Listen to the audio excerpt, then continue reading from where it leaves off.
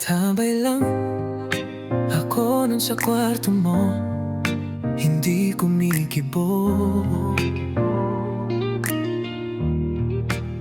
At kahit magsalita ay hindi ko magawa, sapagkat ako'y nahihiya.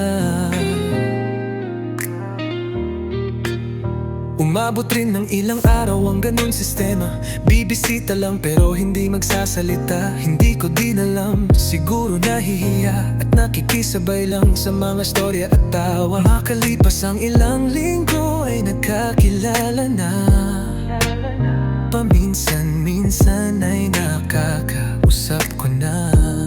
Kahit hindi pa ganong kilala, loob ay gumagaan na. Nag-uusap, nagtatawanan at nagukulitan, nagkukwentuhan at nagbabardagulan.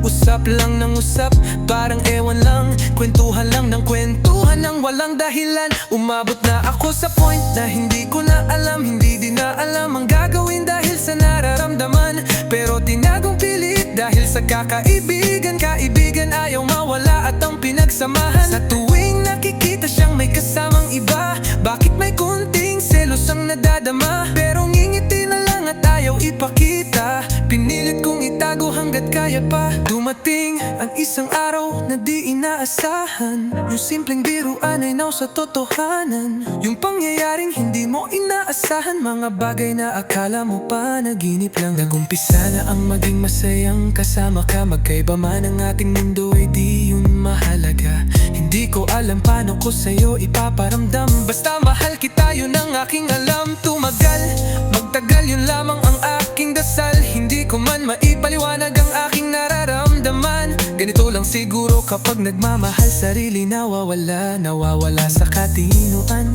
Iisa lang ang aking taging hiling, hindi man ang aking ikaw sa panghabang buhay.